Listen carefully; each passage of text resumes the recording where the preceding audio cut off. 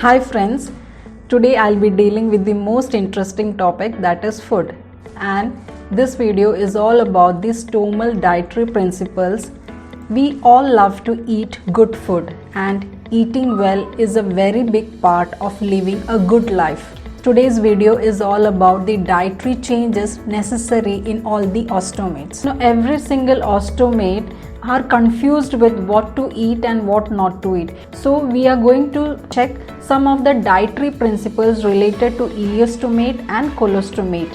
Now the good news is that there are no dietary rules for any of these patients. They can enjoy food like they used to earlier before the surgery. Having a stoma should never come in your way to enjoy good food. It may take some time to figure out what is your like and what are your dislikes and what works the best for you after the surgery. So the first principle is having a stoma shouldn't come in the way of enjoying a good food. You can have the food like you had earlier.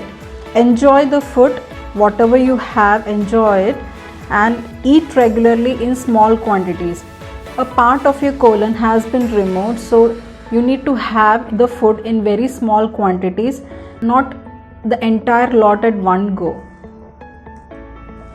The next principle is drink plenty of fluids. In order to avoid constipation, you need to have plenty of fluids. To avoid any kind of blockages, chew the food properly. You have to chew the food so well that half the digestion should take place in your mouth itself. We all know that mechanical digestion starts from our mouth. In order to avoid the blockages, chew the food properly. So in case of an ileostomate, they have the major chunks of food in the pouches. So every single ostomate should chew the food properly. The next principle is ask your dietitian if you need any kind of vitamin supplements.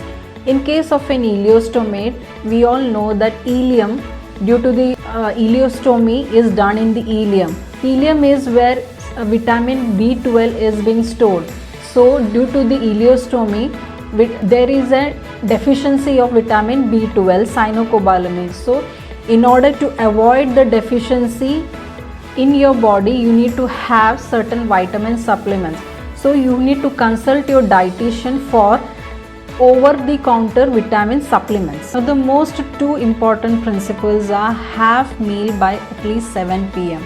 So we all know that the late night food can cause indigestion and therefore it can disturb you as well. So have your dinner at least by 7 p.m.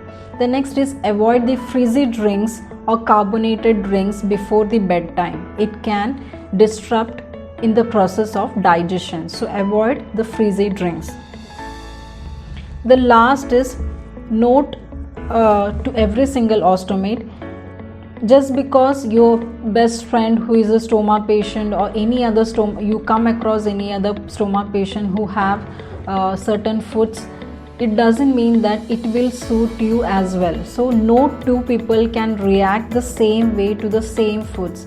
The last point is any dietary limitations may be temporary. Just because you have been advised toasted bread for a day or more so for soaking your liquid content, it is a temporary change to be made right now. It is not permanent change. So every single dietary limitations to every ostomate is always temporary. You can do the adjustment as per your likes and dislikes. So if you have any doubts or queries related to this dietary principles, please write onto the comment section.